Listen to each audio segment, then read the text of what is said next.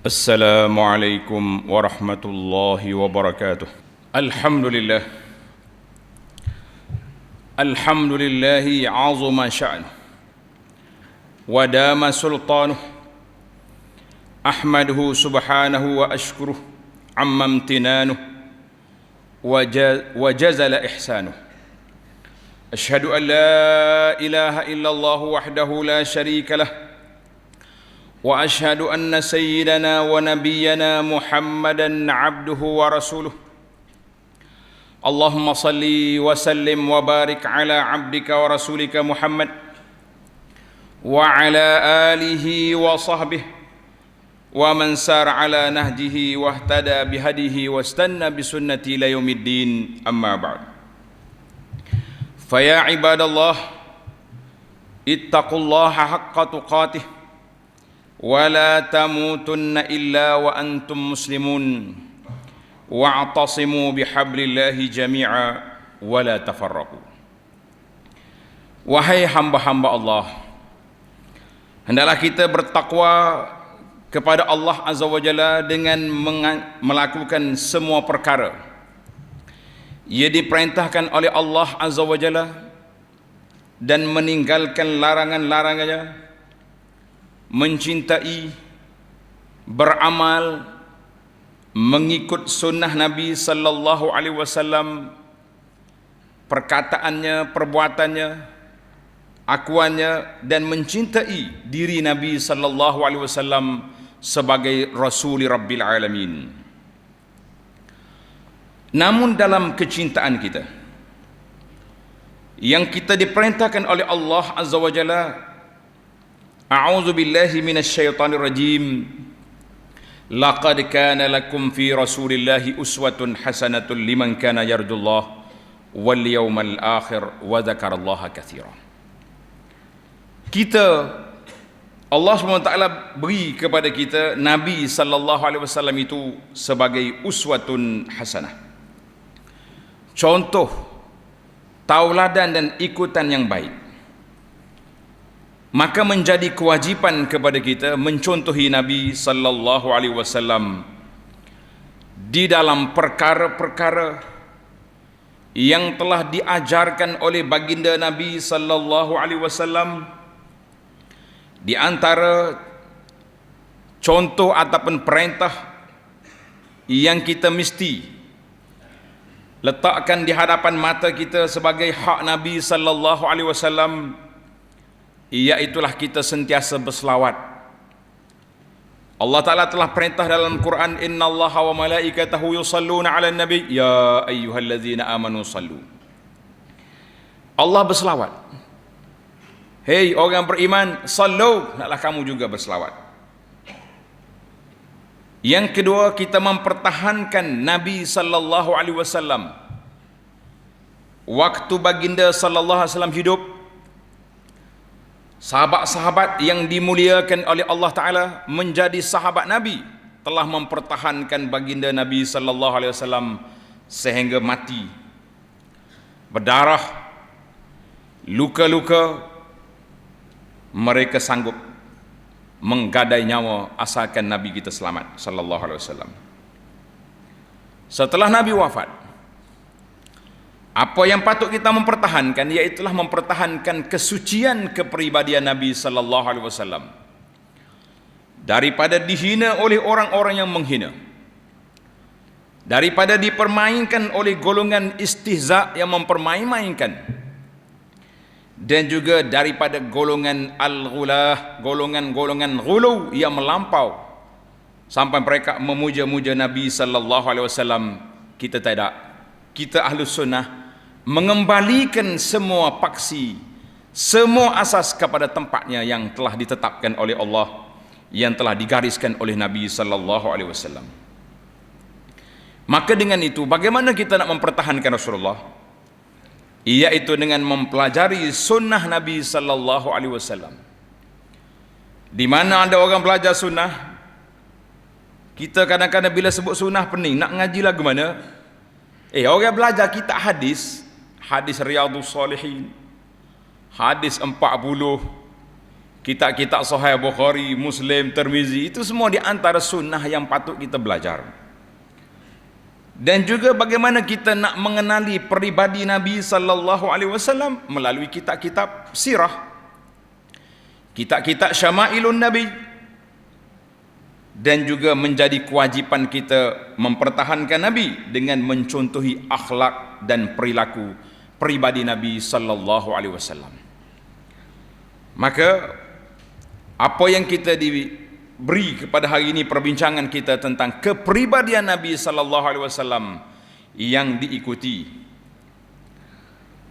Yang seterusnya, kita mesti memuliakan sunnah Nabi sallallahu alaihi wasallam di dalam amalan kita dan perbuatan. Kita kata ini sunnah. Dari sudut makannya, dari sudut pakaiannya, dari sudut pergaulannya, semua sudah ada. Dan kita juga bertanggungjawab menyebarkan sunnah ini kepada keluarga kita, kepada masyarakat, dan menjadikan ia sebagai sumber hukum di dalam melaksanakan perundangan dalam negara dan kehidupan. Para jemaah sekalian, itu di antara perkara yang menjadi kewajipan kepada kita. Tetapi yang kita bimbang hari ini, timbulnya salah faham kepada konsep mengambil berkat daripada Nabi sallallahu alaihi wasallam. Kita mengatakan dalam Islam ini mengiktiraf adanya al-barakah, adanya keberkatan. Kita cuba kemukakan kepada para jemaah sekalian bahawa al-barakatu minallah. Apa makna berkat? Kalau kita kata berkat ni makna dawamul khair, kebajikan yang banyak, bertambah-tambahnya kebaikan. Itu makna berkat. Kita kata orang ni diberkati oleh Allah, maknanya kehidupannya baik. Masa ini masa yang diberkati. Tempat ini tempat yang diberkati.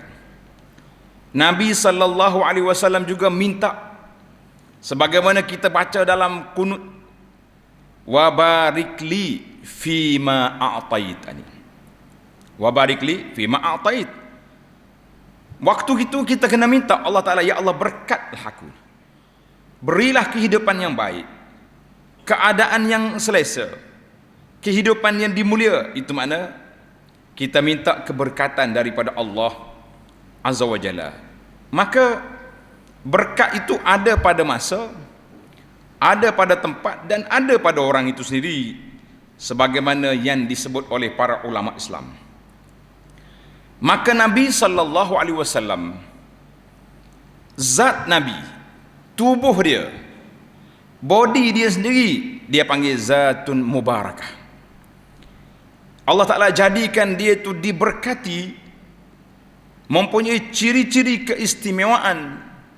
Allah Ta'ala berkat dalam kehidupan Nabi sallallahu alaihi wasallam. Kerana itu, para sahabat radhiyallahu anhum, selain dari mengambil keberkatan yang besar, menimba ilmu daripada Nabi sallallahu alaihi wasallam, mereka juga mengambil berkat daripada tubuh Nabi sallallahu alaihi wasallam yang mereka boleh memanfaatkan dia. Di antaranya sebagaimana disebut oleh dalam hadis dan kitab sirah, iaitu kana sahabah ya'khuzuna min araqihi. Nabi pernah tidur, dia berpeluh. Sahabat ni ambil peluh dia tu, dia letak di kapas. Dia kata inilah bau lebih harum daripada kasturi yang sedia ada. Masya Allah, tabarakallah. Nabi sallallahu alaihi wasallam cukur kepala. Rambut dia beri kepada Abu Talhah, dan juga dia beri kepada sahabat-sahabat yang lain. Ini hadis yang jelas. Rawahu Muslim, Imam Muslim menceritakan kepada kita bagaimana para sahabat, sehingga kena orang kafir dia tengok sewaktu Al-Hudaybiyah, dia duduk perhati tengok Nabi kita ambil wudu, para sahabat berebut tak ada air untuk mengambil air itu sebagai barakah. Maknanya semua apa yang dibuat oleh Nabi sallallahu alaihi wasallam, lepas Nabi kita minum kan, sahabat-sahabat ambil bekas dia untuk diminum. Masya Allah tabarakallah, para jemaah sekalian, satu hari Nabi kita tidur di rumah Ummu Sulaim. Nabi kita tidur, dan bila Ummu Sulaim, Nabi kita sallallahu alaihi wasallam berpeluh waktu dia tidur. Ini cerita dia sebagaimana riwayat oleh Anas. Maka Ummu Sulaim telah ambil peluh Nabi sallallahu alaihi wasallam itu disimpan. Nabi kata, nak buat apa? Matas na'inya Ummu Sulaim, nak buat apa ni? Ya Rasulullah, narju barakatah. Aku nak ambil berkat dengan peluh ini. Sebab dia kata, bila kita campur peluh ini dengan tib, dengan wanginya, maknanya dia panggil wangian itu yang cukup-cukup wangi. Masya Allah tabarakallah. Datang seorang Arabi. Hadis ini dalam Sahih. Dia tengok Nabi kita pakai kain comel. Dia pergi minta, ya Rasulullah, ini saya nak kain.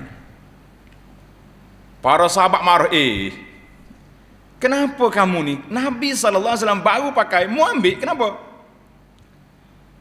Dia kata, aku tak malu minta. Rajautu barakatha. Aku mengharapkan untuk mendapat berkat daripada kain Nabi SAW. La'alli, ini punca, la'alli, mudah-mudahan kain ini menjadi kafan ketika aku mati. Ini di antara, bila Nabi kita minum, sahabat-sahabat berebut ambil gelas, ambil bekas minum. Bila Nabi SAW cukur, sahabat-sahabat ambil wudu, ambil. Yang pentingnya semua perkara itu diambil waktu hayat Nabi SAW. Maka para jemaah sekalian, setelah Nabi wafat, masih adakah kesan-kesan peninggalan Nabi SAW yang telah dinikmati oleh para sahabat ketika mereka bersama dengan Rasulullah SAW? Jawabnya, tanda tuan-tuan, di saat timbulnya kekeliruan, orang bawa kepada kita artifak, bawa kepada kita replika gambar-gambar yang nampaknya telah diambil berkat dengan gambar ini, telah digosok-gosoknya, kita kata ini boleh mengundang perbuatan yang akan pergi jauh daripada itu. Habis apa yang kita nak ambil daripada keberkatan Nabi SAW? Jawab dianya, yang Nabi kita tinggal SAW kepada kita besar mukjizat, al-barakah, keberkatan yang tidak ada tolak banding, yang tidak ada siapa mempertikaikan, tak perlu kepada sijil-sijil palsu yang ditayang-tayangkan. Iaitulah barakatul Quranul Karim, keberkatan Al-Quranul Karim. Itulah Nabi kita sebut dalam hadis, iqra'u surat Al-Baqarah. Nabi kata, baca surah Baqarah, fa inna akhzaha barakah. Kerana kita beramal dengan itu berkat.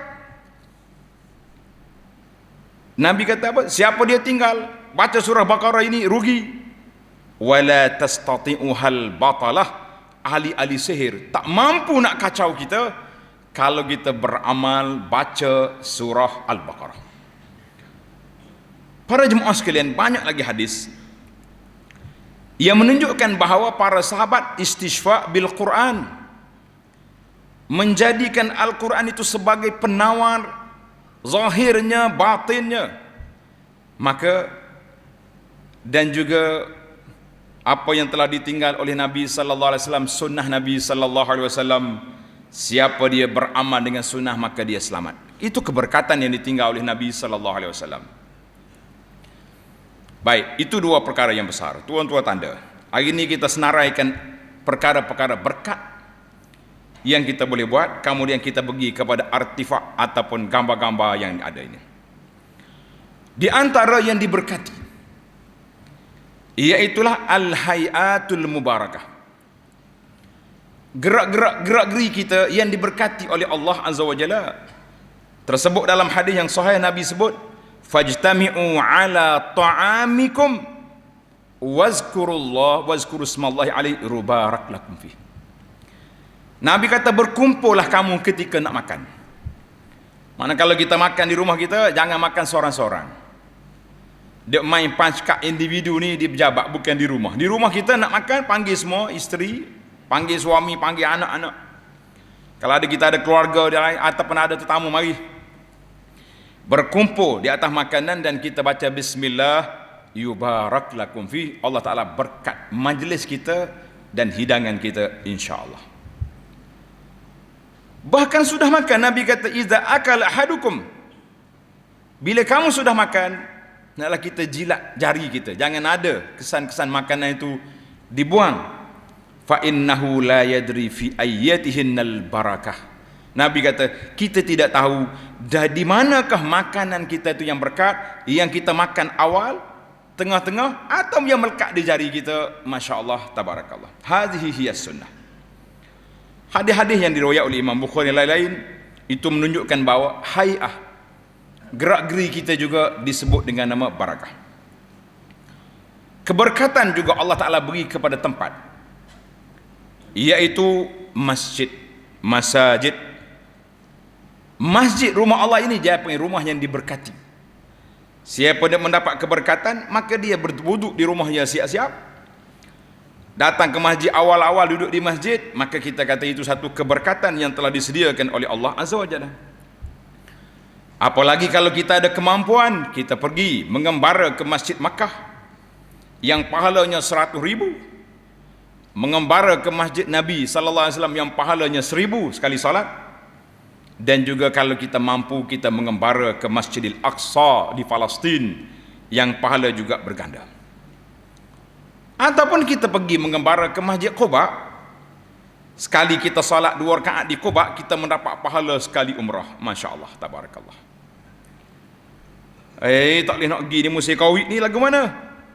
Mengembara kita ke masjid di kampung kita, alhamdulillah, ni'matul makan wa fiha barakah. Tak payah pergi jauh-jauh, nak pergi ambil berkat masjid tu masjid ni. La, masjid kampung kita sudah diberkati. Selain daripada 3 masjid yang utama dalam dunia ini, lain-lain masjid, termasuklah Masjid Quba, lain-lain masjid sama je. Semuanya diberkati oleh Allah Azza wa Jalla. Allah Ta'ala berkat juga kepada tempat seperti Makkah Al-Mukarramah dan juga Al-Madinah An-Nabawiyah. Diberkati oleh Allah dengan doa Nabi sallallahu alaihi wasallam yang telah masyhur, dan juga ada lagi tempat yang berkati, iaitulah bumi Syam. Bumi Syam di Palestin, itu dia panggil bumi Syam. Tempat mengerjakan haji, Arafah, Muzdalifah, Mina. Bulan yang diberkati mana? Iaitulah bulan Ramadan. Syahrul Ramadan allazi unzila fihi al-Quran hudan linnas, ini juga diberkati. Pada malam Lailatul Qadar, inna anzalnahu fi lailatin mubarakatin, pada malam yang diberkati. Dan jangan lupa, kita duk mikir lambatnya Lailatul Qadar, tahun ni lepas dah, tunggu tahun depan pula kan. Hari Jumaat, Nabi sallallahu alaihi wasallam sebut dalam hadis yang sahih, khairu yaumin tala'at alaihi syams yaumul Jumaah. Hari yang paling baik yang terbit matahari padanya, iaitulah hari mana? Hari Jumaat. Maka para jemaah sekalian, itu dari sudut hari, masa, kita tengok juga benda-benda makanan-makanan. Di antara makanan yang berkati sebagaimana disebut dalam hadis Nabi sallallahu alaihi wasallam dan juga sebut dalam Quran, iaitulah zaitun. Kalau siapa nak ambil berkat, kita ambil zaitun. Yuqadu min syajaratin mubarakatin zaitunatin. Maknanya zaitun ini, pokok minyak ini diambil daripada pokok yang diberkati, syajaratin mubarakatin. Nabi sebut dalam hadis, kulu zait wadahinu bihi. Kamu makan minyak zaitun dan comor dengan dia, fa innahu min syajaratin mubarakatin. Demikianlah dengan habbatus sauda, buah tama al-ajwah, dan juga beberapa perkara lagi para jemaah sekalian yang diberkati oleh Allah Azza wa Jalla. Maka kita tidak mahu muslimin dan muslimat di tempat kita dan lain-lain tempat dipermain-mainkan oleh orang buat mari macam-macam. Nak berkat beli kapal Nabi Nuh, mari mana kapal Nabi Nuh. Nak berkat beli tasbih yang dibuat daripada pokok yang tumbuh daripada bekas kaki Nabi berjalan waktu hijrah. Kita kata Masya Allah, hampir 20 tahun kami bermukim di Madinah. Tak ada guru-guru kami, ahli-ahli sejarah yang menceritakan mari kita pergi tengok pokok bekas daripada Nabi kita sallallahu alaihi wasallam pijak dia naik pokok. Kenapa berlaku pembodohan sampai begini sekali kepada masyarakat? Sebab kita terlupa konsep al-barakah itu sendiri, sehingga sampai peringkat orang boleh buat apa-apa kepada kita. Wah, marilah jual berapa pun laku belaka. Kita kata nas'alullah as-salamata wal afiyah, kita minta selamat dengan Allah Ta'ala daripada dipermain-mainkan orang. Sebab itulah para jemaah sekalian, sayang ke Nabi ada cara dia tersendiri.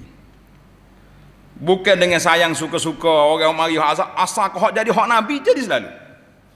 Ni ada jemaah tanya dia, kenapa waktu kita belajar kitab Riyadhus Salihin di masjid tak ada pula cerita Nabi kita hari-hari duk makan ajwah aja. Kenapa tidak disebut? Bahkan Nabi kita sallallahu alaihi wasallam di rumahnya tidak ada makanan. Kadang-kadang yang dia makan tamar ar-radi, tamar yang paling low dia punya kelas. Manakala zaman kita hari ni 5 riyal 2-3 kilo sekali. Maka setelah kita selidik, itulah kehidupan Nabi sallallahu alaihi wasallam. Tapi Nabi kita sebut al-ajwah lil istishfa, untuk kita berubat. Siapa dia makan ajwah 7 biji sepagi, tidak mudarat ke atasnya racun ataupun sihir. Mana Nabi kita tidak ditunjuk oleh para sahabat ajwah je dia makan, tapi toke-toke telah menggunakan hadis ini mengatakan ini je tamar Nabi sallallahu alaihi wasallam, seolah-olah tamar lain 15-20 kilo itu tidak tamar Nabi. Kita kata hati-hati dengan perangkap-perangkap yang dipermain-mainkan oleh toke-toke tujar untuk meraih, melariskan apa yang mereka buat. Baiklah para jemaah sekalian, a'udzubillahi minasyaitonirrajim. Faman kana yarju liqa'a rabbih falyamal 'amalan shalihan wala yusyrik bi'ibadati rabbih ahada. Siapa yang mengharapkan betul-betul nak berjumpa dengan Allah, hendaklah dia beramal dengan amalan yang soleh dan jangan melakukan syirik dalam melakukan ibadat kepadanya dengan sesiapa pun. Tadi saya dah sebut tentang perkara-perkara yang diberkati, dan para sahabat telah sabit daripada mereka yatabarrakuna bi atharihi, mengambil berkat dengan peninggal, dengan barang-barang Nabi sallallahu alaihi wasallam, termasuklah semua perkara. Cuma timbul di zaman kita hari ini, masih adakah lagi perkara yang tersebut? Ni ada orang dakwa ni keluar dalam video, kononnya dia baru minum darah Nabi. Kita kata ambil di mana? Berapa banyak Nabi tinggal darah ni sampai boleh diminum sana, diminum di sini? Kalau ada sahabat yang minum darah, memang ada berlaku dalam sirah itu. Tapi nak ambil di mana? Ini kita kena tengok. Allah Ta'ala beri kepada kita akal. Kita tengoklah dengan mata kita, logik ke tak logik ni, buat kerja jangan pelik sangat. Buat mari pula benda-benda, kononnya tempat Sayyidah Fatimah dilahirkan. Zaman bila lagi tu? Bilakah Nabi sallallahu alaihi wasallam duk kumpul benda-benda yang macam kita hari ni? Kita hari ni anak hak beranak hak nombor 1 dulu taruh lagi kan. Oh ni kata tolong anak ni. Kalau tak ada benda apa, ada gambar. Itu satu benda. Dari sudut kesahihan, para pengkaji mengatakan, para pengkaji, tuan-tuan boleh baca dalam kenyataan, dalam Bayan Linnas, tengok tajuk dia tentang asar barang-barang peninggalan Nabi. Jadi para pengkaji mengatakan, kalaulah pedang Nabi banyak bilah ada. Dan dia pula besar. Mana kalau disimpan dalam museum-museum itu logik. Tapi yang lain-lain, rambutnya, baju dia, Nabi kita sallallahu alaihi wasallam sebagaimana disebut oleh para ulama hadis, dia tak tinggal banyak pakaian. La yatruku dinaran wala dirhaman. Dia tidak tinggal duit, tak tinggal tu. Barang-barang yang dia ada tu sedikit sangat. Bahkan sahabat-sahabat yang dapat barang-barang Nabi, saya guna perkataan bakhil kalau sesuai. Kalau tak sesuai, kita tarik, kita guna perkataan lain. Mana sahabat ni sangat sayang. Bila dia boleh baju Nabi contohnya, kain ke, apa dia nak buat? Tadi, badui tadi. Awal-awal lagi dia kata, baju kain ini aku nak masukkan dalam kain kafan. Ada orang boleh rambut masuk dalam kain kafan. Ada, maknanya peninggalan-peninggalan itu sudah tidak ditinggalkan, bahkan mereka menyimpan, menggunakannya ketika mereka masih hidup, kemudian dibawa sekali ke dalam kubur mereka. Maka para jemaah sekalian, tidak banyak barang-barang yang Nabi sallallahu alaihi wasallam yang dibawa. Jadi kita hari ini masya-Allah tabarakallah, orang dakwah situ sini, dia kata kita punya pameran ni ada dengan sijil-sijil. Alhamdulillah, mata ramai yang membaca, bila tengok sijil, nampak sijil palsu. Mekah, mana ada orang tulis Mekah kau Arab, Makkah. Maknanya dapat dikesan. Bahasa Melayu kata riak di air. Sudah dapat dikenal jantan ke betina. Kita tengok ini sijil palsu. Tapi masalah sijil palsu, daripada sijil palsu nah kita ambil barang-barang ini digosok, maka dua kali berat kita. Yang pertama, benda itu palsu. Yang kedua, pergi dia gosok pula buat apa? Kita kata tadi, kita bertabaruk, mengambil berkat dengan peninggalan Nabi kalau sahih. Tapi kalau setakat dibuat replika, buat gambar, pergi gosok, ni saya tengok banyak video-video, memang menimbulkan khurafat dalam masyarakat. Tengok, ni tapak kaki Nabi sallallahu alaihi wasallam. Kata tapak kaki betul ke? Rupanya bukan tapak kaki betul, replika tapak kaki Nabi. Buka dengan kayu yang comel, seorang-seorang mari cium. Tuan-tuan boleh tengok dalam video, ada bukti. Apa lagi yang duk dawa dengan kayu-kayu lah, dengan benda. Yang pentingnya kita dapat mencari duit dengan hasil daripada jualan kapal Nabi Nuh, kayu tapak kaki Nabi. Dulu sibuk dengan tongkat Nabi Musa, tak mau, kita ambil Nabi Nuh lagi tinggi. Jadi kita kata semua perbuatan-perbuatan itu yang boleh mengundangkan khurafat dalam masyarakat. Dan saya bimbang kesan daripada masyarakat kita sangat semangat begini, maka kita akan terbawa-bawa dengan orang-orang lain. Alhamdulillah, Allah Ta'ala beri kepada kita nikmat akal, nikmat iman yang kita boleh nampak. Ini masalahnya kita tahu dah benda tu bohong, bohong pun tak apa, jadi juga. Kita macam mana bohong? Saya selalu ulang 2-3 kali, kita kata barang palsu yang boleh diguna secara baik, rasmi, tak ada siapa marah kepada kita, gigi palsu je. Hadis palsu jangan guna, bukan hadis itu. Hadis palsu, hadis juga. Siapa dia kata? Ulama mana kata hadis palsu itu hadis? Tak. Kalau kata hadis dhaif, itu diperbincangkan. Kalau palsu tidak ada. Jadi kita jangan samakan hadis palsu, sijil palsu, enggak apa palsu lagi, replika palsu dengan gigi palsu, tidak sama. Gigi palsu tak apa, boleh orang makan ayat comel buat sengih, kalau tidak nampak habis. Tak. Baca Quran buat sembuh ayat. Jadi para jemaah sekalian, hati-hati. Inna syaitan, Nabi sebut syaitan telah putus asa nak mengembalikan kamu menyembah berhala di atas muka bumi, tapi dia masih berusaha untuk memerangkapkan kita, terpesong kita daripada landasan sunnah Nabi sallallahu alaihi wasallam kepada agenda-agenda khurafat, kepercayaan-kepercayaan karut. Tuan-tuan boleh tengoklah pendedahan-pendedahan yang dibuat, bahawa terbukti bahawa perkara-perkara yang ditayangkan itu tidak benar. Marilah kita ikut sunnah Nabi sallallahu alaihi wasallam dalam kehidupan kita. Semoga kita selamat di dunia dan selamat di akhirat nanti, insya-Allah. Dan pada hari yang Jumaat ini perbanyakkanlah selawat ke atas Nabi sallallahu alaihi wasallam. Allahumma salli ala Muhammad wa ala ali Muhammad